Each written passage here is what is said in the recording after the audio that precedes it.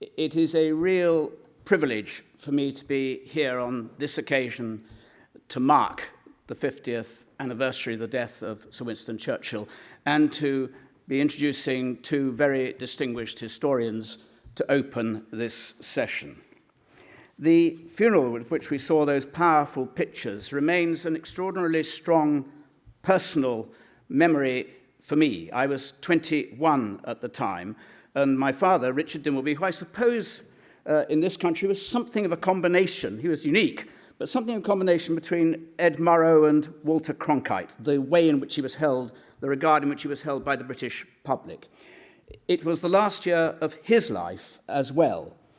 My father had demonstrated that he had that rare ability to find the words that reflected the thoughts and feelings of those who were watching or listening, but could not necessarily themselves articulate those emotions. You've seen those powerful images. They played it again in real time, not very long ago, on the day of his death in January. From the moment the funeral cortege left the Palace of Westminster for its long journey to St. Paul's, and then after the service, up the river, past the cranes that dipped in the yacht Haven Gore, until he then disappeared into the sort of rather bland dullness of Waterloo Station before returning home here to be buried at Blaydon, just up the road. In that description, that account, what actually stands most powerfully for me is how people felt, those queues standing there, waiting there. I was one of those who walked across the bridge from the South Bank and into Westminster Hall to view the catafalque. My father wrote, and I just read this little bit because I think it captures how people saw it. He says, I stood in the corner of this beautiful old building, Westminster Hall, watching this silent flow of people, imagining who they were and where they came from, and realizing that this is simply the nation, with its bare heads and its scarves, and its plastic hoods and its shopping bags, and its little puzzled children, and its older men and women who close their eyes for a moment as they pass. It is not easy to pay your debt of gratitude. He then describes the long wait on a bitter night to get into Westminster Hall. And then as you turn into the top of the ancient worn steps, these steps that lead you down into the hall and wait to take your place in the rustling procession, you have your first glimpse of the catafalque where the remains of Churchill lie.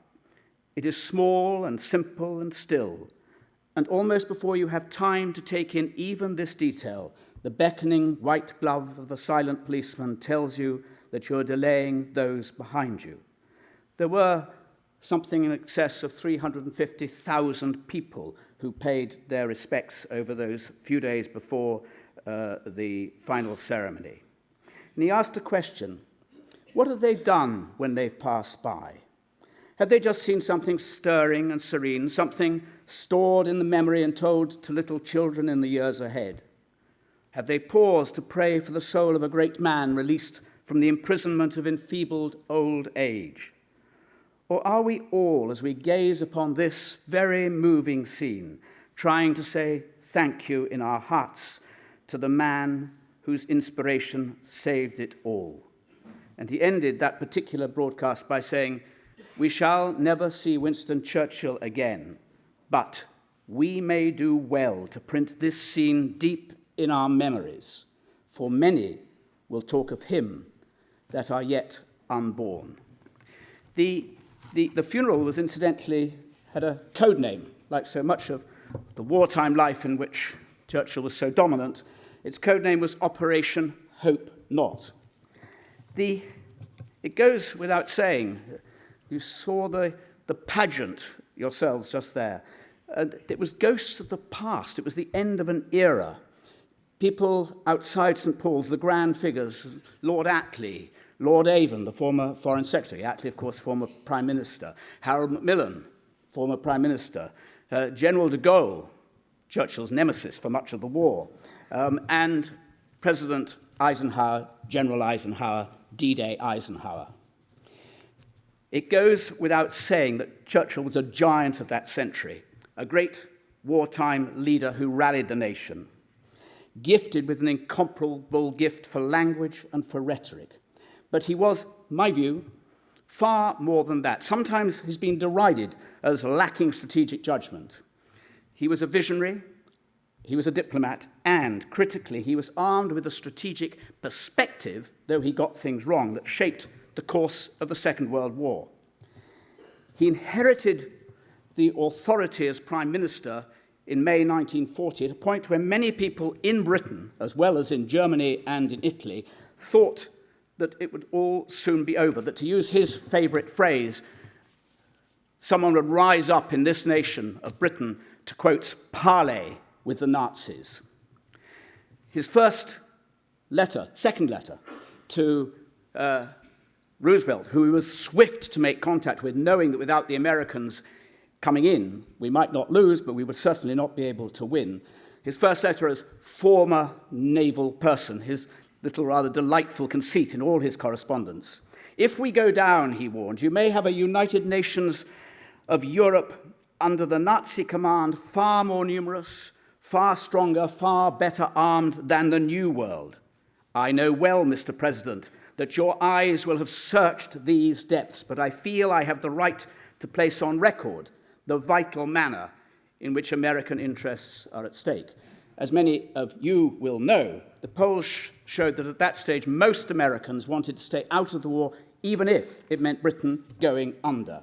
And some of Roosevelt's most influential advisors were viscerally Anglophobic.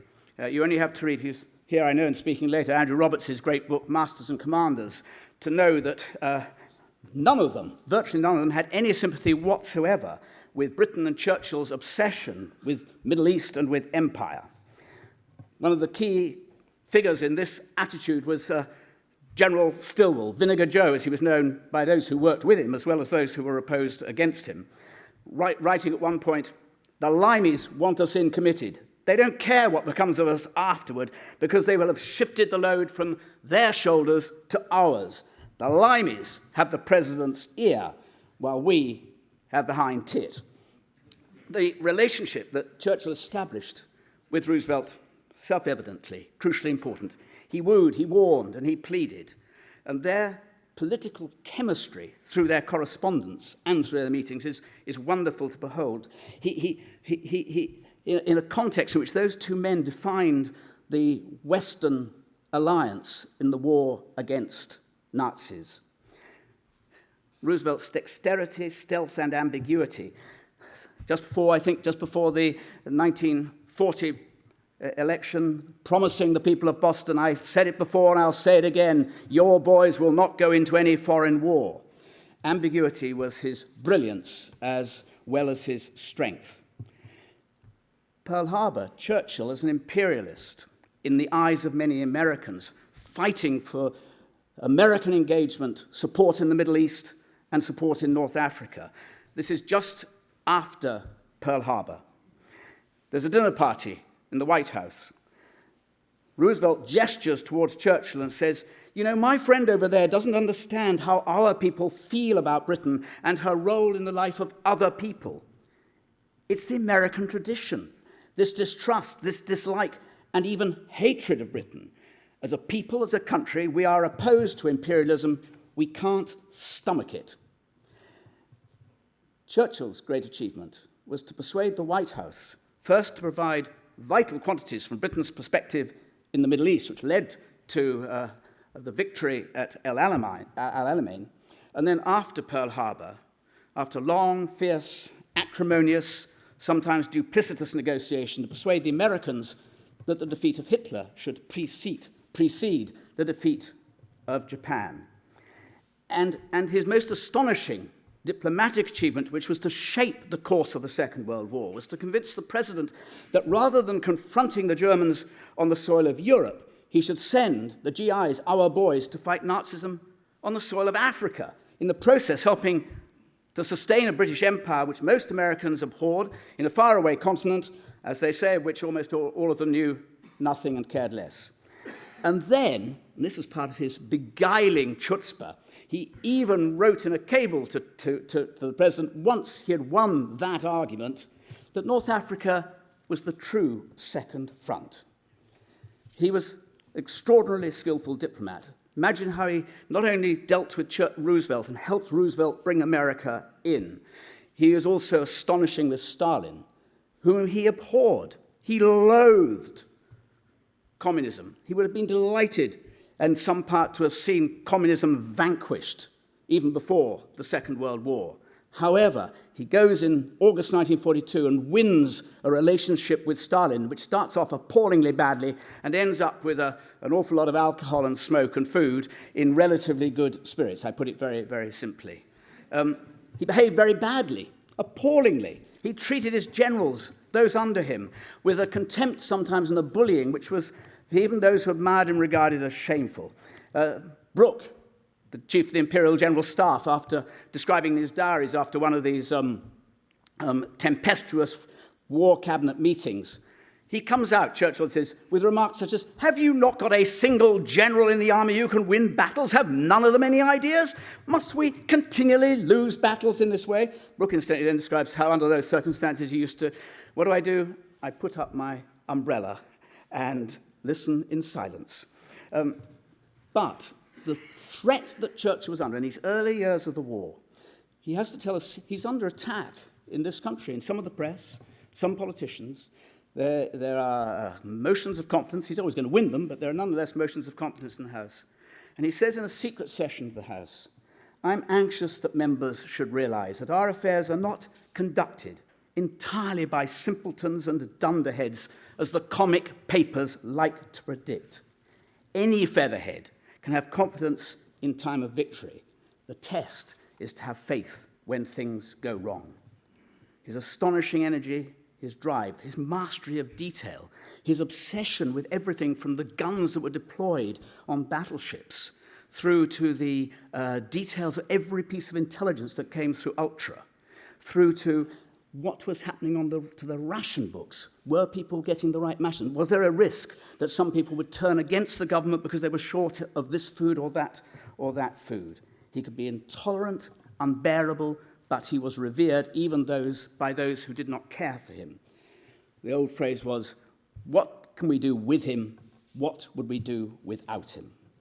He made terrible mistakes. Dardanelles has been mentioned. Norway, 1940.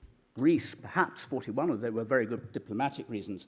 And perhaps most, his word, he always used it in a different context, grievous of all, the obsession with bombing Germany against very good evidence, supported incidentally by Roosevelt and by Stalin, that a significant number of long-range bombers would have been better deployed, curtailing earlier the Battle of the Atlantic, which was his most persistent underlying fear throughout the war. But those flaws, which are not insignificant, pale beside the big picture, the skill with which he played a weak hand, his tenacity, his temerity, his wonderful temerity, his indomitability, his vision and his achievement. So I stop. I've gone on far too long, but I get passionate about this subject.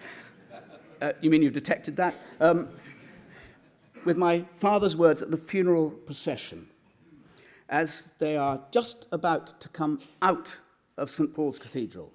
And he says, there have been funeral processions before. There have been state funerals of commoners before. There has not been, I think, in the whole history of our land, an occasion which has touched the hearts of people quite as much as this one is doing today. Thanks.